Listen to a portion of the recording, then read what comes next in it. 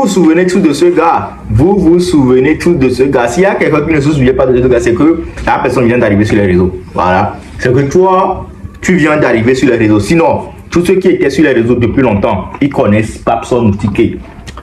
On l'appelle même le président. Je ne sais pas pourquoi on l'appelle le président. Il est président de quoi? Président d'association, il est président de quoi? Parce que je sais qu'il y a les gens qui l'appellent président, wesh. Il n'y a pas de problème pour ça. Il est président. Le gars était parti, je ne sais pas. Lui-même, il dit, il est tombé malade. Donc, actuellement, je pense qu'il est rétabli. Donc, il est revenu dans le game. Et tu sais, quand tu reviens dans le game, la meilleure façon de te faire voir, la meilleure façon d'avoir une audience, c'est de t'attaquer au plus fort. Voilà. Vous devez comprendre ça, que c'est le jeu. Quand tu es dans le game, tu veux te faire remarquer. C'est que tu dois t'attaquer au plus fort. Et actuellement, le plus fort, c'est qui? Quand je dis le plus fort, je ne dis pas de côté buzz. Hein. Je ne dis pas le plus fort du rap. Respectez-vous. Actuellement, le plus fort, c'est qui? C'est Ghetto-V. Voilà, on sait juste que actuellement, si tu veux avoir le buzz, si tu veux t'attaquer à une personne, la personne à qui s'attaquer, c'est Ghetto-V. Donc, Papson Moutike, dans son live où lui-même, il avait fait une vidéo pour dire qu'il allait parler des influenceurs, qu'il allait parler de l'influence, qu'il allait parler des personnes publiques, des personnalités publiques du pays, de l'influence qu'ils ont sur la population. À l'heure du live, à l'arrivée du live, il sort un dossier de Ghetto-V. Il sort un dossier de Ghetto-V. Je n'ai pas compris le lien entre le fait de parler des personnes publiques, le fait de parler des influences des gens et le fait de sortir le dossier de Ghetto-V. Parce que c'est ce qu'il avait dit. Mais il a en live dès qu'il est là pour influence, il va expliquer ce que c'est que le mot influenceur, qui était influenceur, patati patata. Après, on a vu que voilà, le gars il est venu pour comment? Il va les vues, virer, voilà, pour gratter des vues. Donc tu vas voir, il s'est attaqué à Ghetto-V. Après, il a enchaîné avec Raoul Leblanc. Après, je sais pas. Après, ça a fini dans les comparaisons. Odako est arrivé, puis ça a fini dans les comparaisons. Il ose, je ne vais pas Papson Moutike, hein, mais il y a des gens qui sont dans les commentaires, puis il y a même Odako qui ose comparer l'influence de Ghetto-V à celle d'Adebayor. Genre, est-ce que ça là c'est normal déjà? Bref, ça là, je vais refaire une autre vidéo pour l'histoire de comparaison là, parce qu'il y a Zaga même qui a intervenu et tout. Du coup, pour le moment, on va regarder la vidéo de Papson qui cherche un peu de buzz, qui gratte un peu les vues sur l'homme puissant, l'homme du buzz du moment, Ghetto-V. Et c'est Billy, vous savez, likez, commentez, abonnez-vous. Ciao, on est à 16 000 abonnés, 17 000, 18 000, 19 000, 20 000 et puis on est bon les gars, vous savez, il y a le son qui arrive. Ciao. Pas que je dis la vérité que Ghetto-V, regarde le live, quand je parle encore ça monte. Il est tellement influent qu'on ne peut pas le comparer à Adebayor actuellement. Parce que Adebayor avait fait son temps. Il est fort, Adebayor c'est une légende. Mais il ne peut pas faire du buzz plus que Ghetto-V actuellement. C'est impossible.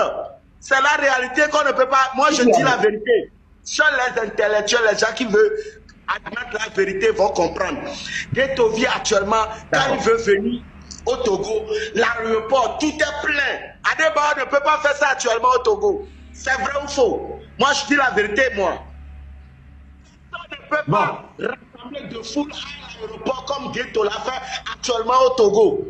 Il a fait du buzz partout. Maintenant, je ne peux pas te mentir, moi je te respecte beaucoup. Tu es mon président. Mais quand on a commencé à parler de Ghetto, ça fait un cas. Tu as dit, on a atteint un cas grâce à Odako. Je voulais interrompre que non, c'est pas grâce à moi. Parce que moi j'étais là depuis, personne n'est monté. Mais quand tu as dit Ghetto-V, on est allé à un cas. Parce qu'il est très influent. C'est la réalité, président.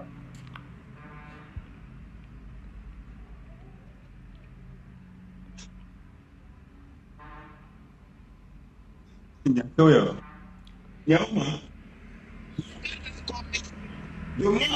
de les commentaires pour voir. C'est 65 ans qui sont venus. Parce que quand tu parles de lui, les gens vont venir. Il n'y a pas de souci. Maintenant, écoute-moi.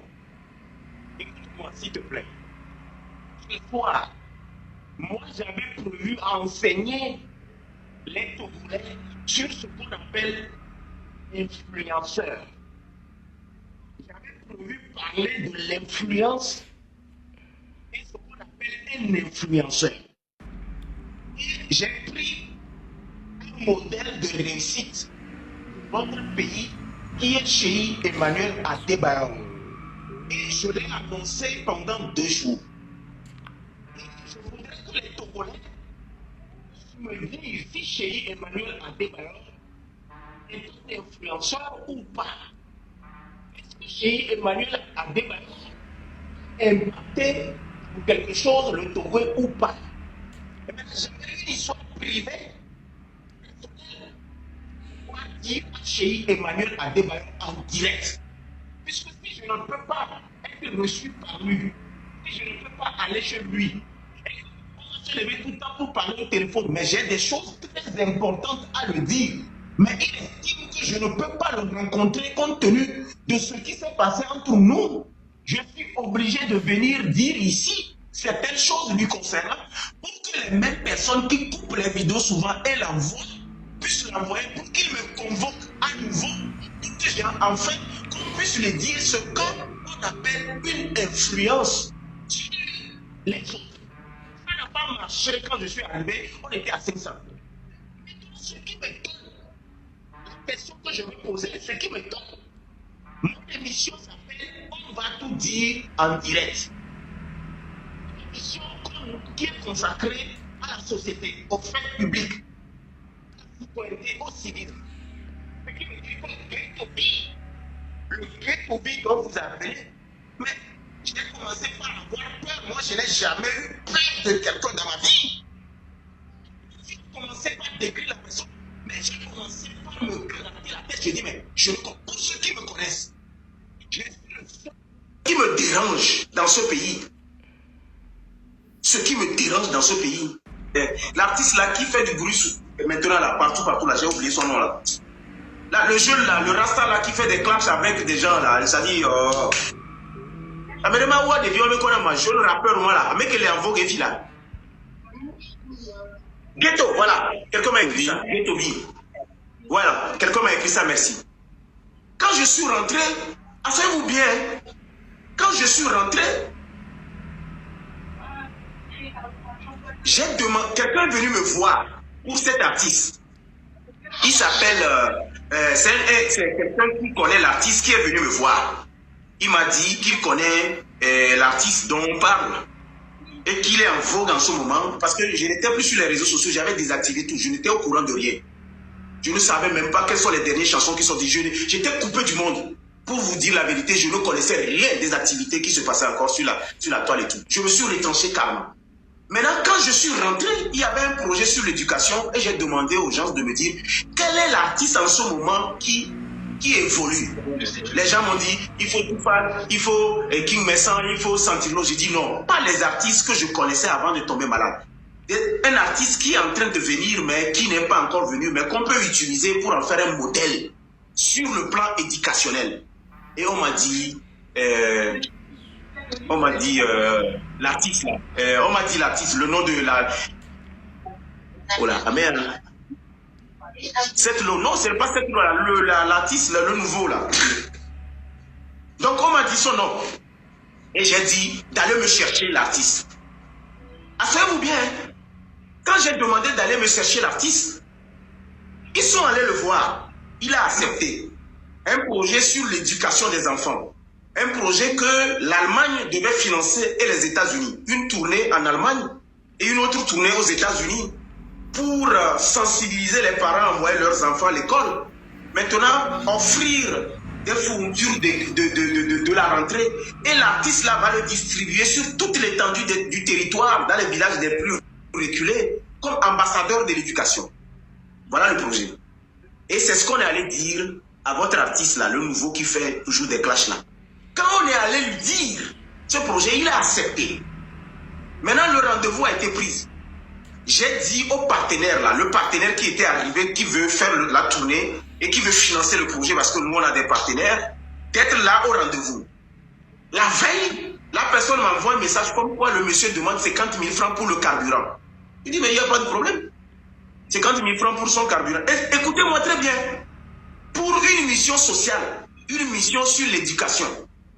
Et selon son histoire, pourquoi on l'a retenu finalement? On l'a retenu parce qu'on nous a dit qu'il n'est pas allé à l'école, mais qu'il s'est battu, il est devenu quelque chose aujourd'hui, il influence, nanani, nanana, nanana, nanana. J'ai dit, ok, c'est bon, ça cadre. C'est-à-dire une personne qui n'est pas allée à l'école, qui va parler de l'éducation pour dire aux enfants d'aller à l'école que c'est bon, c'est une bonne chose. Maintenant, il demande 50 000 pour le carburant. J'ouvre un minimum de 3 ou 4 champagnes pour l'inviter.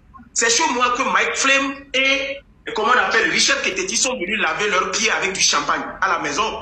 Et TVT a publié ça. Et c'est devenu un problème entre-temps. C'est chez moi qu'ils ont lavé les pieds avec du champagne. C'était à la maison chez moi. Ces vidéos-là sont encore sur les réseaux sociaux. Et je demande, l'artiste que nous recevons là, il boit quoi? Qu'est-ce qu'on va prendre pour recevoir la personne? Et son gars m'a dit, comment on appelle, on peut le recevoir avec du champagne. J'ai dit, ok, je vais acheter des Laurent Perrier ou bien du Nicolas Fouetton ou bien des Arnold de Villeneuve pour lui. On dit tout. Peut-être lui, il va venir voir la machin. Et c'est ce que je suis allé faire. Je suis allé payer les boissons autour. Le jour du rendez-vous, c'est pourquoi quand je vais rencontrer cet artiste, je vais lui dire, voilà un peu le problème qu'on a quand on ne va pas à l'école. Moi, je vais lui dire, quand vous restez derrière la classe pour regarder ce qui se passe dans la classe, vous pouvez raisonner comme quelqu'un qui vole les informations. Moi, je vais lui dire, j'ai dit le jour où je vais rencontrer l'artiste là, je vais lui dire que monsieur, tu as raté l'opportunité d'être un ambassadeur de la musique, un ambassadeur de la culture. Tu as raté l'opportunité de rentrer voir le chef de l'État ou bien d'être perçu par l'UNICEF comme un ambassadeur comme les Drogba et autres. Tu as raté. Parce que on dit que tu n'es pas allé à l'école. On veut t'utiliser pour un projet de l'école. Comment se fait-il que tu demandes de l'argent pour le carburant, on valide? On veut te recevoir. Tu n'es même pas encore venu écouter ce qu'on va dire. Tu n'es pas venu écouter, tu as dit ce n'est pas bon. Tu n'as pas posé tes conditions. Le jour du rendez-vous, quand on a rassemblé le personnel, les autorités, les personnes qui sont censées te rencontrer, tu nous envoies un message que comme quoi, bon, que tu ne vas pas venir, que nous-mêmes on n'a qu'à venir chez toi. C'est normal. C'est-à-dire, vous voyez comment certaines personnes, on suppose tout à l'heure que c'est quelqu'un qui allait un peu à l'école, qui est un peu intelligent. Je peux vous rassurer que son raisonnement sera différent. Parce que le gars mélange le showbiz avec des choses sérieuses. Le gars, c'est pas un concert que je vais faire. Ce n'est pas, ce n'est pas une soirée que je vais faire et tu me demandes de me bouger. Ce n'est pas, moi j'ai été artiste avant toi. Moi j'ai chanté avant toi. Amédée Baby, c'est moi qui ai chanté. Zouké Décalé, c'est moi qui ai chanté. Abba les Jaloux, c'est moi qui ai chanté. C'est moi qui ai chanté Ezanyele, c'est moi qui ai chanté Dedio Mipoisipe. C'est moi qui ai, c'est-à-dire, les chansons que nous on a chantées aujourd'hui, même si on ne chante pas pendant 10 ans, notre nom va rester. Moi j'ai été artiste comme toi. Ton frère artiste te demande pour un projet pour t'aider. On signale le live, hein. Faut mettre les trucs. On est en train de signaler les live. Mais j'ai dit, mais je suis désolé, le gars n'est pas venu. Il n'est pas venu, j'ai rassemblé le blanc, machin, tout ça. Les gens qui sont arrivés, il n'est pas venu. Et j'ai compris qu'à quelque part, l'éducation de nos populations, on a atteint 1000 cas. Il y a 1000 personnes qui nous suivent en ce moment. On a atteint 1000 cas. Merci à Adako pour ton influence. Merci SRI pour votre influence. Merci à toutes ces personnes qui nous suivent en ce moment. On suit. Celui qui a la tête, il est aux États-Unis en ce moment-là. Lui, ça dit c'est un gars. Aucun problème. Raoul. Raoul. Mais lui, c'est le plus gros con qui existe dans le paysage médiatique. Excusez-moi le terme, c'est le plus gros con. Moi, je lui dis, s'il veut que je le prouve qu'il est un gros con, il n'a qu'à me lancer juste un défi. Face à face, en direct, on dépose la caméra comme ça, il s'assoit, on s'assoit, on va discuter. Vous allez voir que la personne n'a rien. Moi, je n'aime pas les personnes qui font du folklore. Lui, c'est le plus gros con. Normalement, il devait être quelqu'un qui devait drainer. Mais il est con. Il confond ce qu'on appelle... comment on appelle ça là en France? Je ne sais même pas comment. Il confond la réalité avec ce qu'il crée. La réalité, sa réalité là. Il confond ça avec ce qu'il crée. Il mélange tout quoi. La seconde personne qui m'a déçu, en dehors de ce Raoul, moi je l'appelle le plus gros con. Le plus gros con, c'est quelqu'un qui mange trop du com. Tu vois, quand tu es con là, tu manges trop du com. Et nous, comme nous. Donc, à moi, c'est un gros con. Il faut qu'on se dise la vérité. Le second, celui qui devait être le plus intelligent, c'est qu'il confond son nez. Son nez là. Il confond son nez avec son cerveau. Ce qui fait qu'il réfléchit avec son nez. Là où il y a l'opportunité, il flaire ça. Il y a des opportunités, normalement, il ne devait pas faire ça. Donc, si on prend Raoul, par exemple, on prend Aristo, par exemple, on prend Ghetto, par exemple, on le met devant un public et ils allument un direct. Ils parlent au président de la République. Je vous jure que le lendemain, le président va les recevoir. Je vous jure. Ça va être, écoute, ça va être un événement. Ça va être, je ne sais pas, c'est-à-dire une virus, une épidémie qui va faire que le président serait obligé de dire je veux recevoir ces personnes. Mais ils ne se mettront jamais ensemble. Pourquoi? C'est des cons. Le leadership. Moi, je peux demander à Aristo de venir me voir. Il peut demander d'aller le voir. Je peux demander de voir comment on appelle Raoul Blanc. Même Ghetto, il est devenu blogueur. Un artiste qui est devenu blogueur. Il ne savent même pas ce qu'on appelle le blog. Il est là tout le temps, qu'il a menti. Il bavarde tout le long de la journée. Il fait des trucs. Et puis, il y a des gens derrière lui qui le poussent. Et quand il tombe, ils vont se retirer. Arrivé à un moment, il faut qu'on se dise la vérité. La vérité que je veux dire aujourd'hui, si je peux me mettre en association avec Randako pour changer cette mentalité d'être divisé et pour ne rien réussir. C'est un exemple pour que les autres se mettent ensemble pour qu'on construise quelque chose. Alors si aujourd'hui, moi, je peux arriver avec cette émission, Aristo, ici, en débat d'idées, et on propose des choses au président de la République par rapport à notre situation, vous ne pensez pas que les choses vont changer en d'accord? Président, je peux parler? Vas-y. Ok, quand tu parlais de... On a atteint 1000 cas là. Moi, je veux rectifier que tu es allé à 1000 cas parce que tu as parlé de quelqu'un. Cette personne, moi, j'étais de son bord. Moi, je ne suis plus de son bord. Il s'appelle Ghettovi. Il est tellement influent, pas possible. Donc, quand tu as prononcé son nom, ton live a monté. Je te dis vrai parce que je maîtrise. Oui. Les gens sont là pour que tu lui clashes. Donc, il est tellement influent.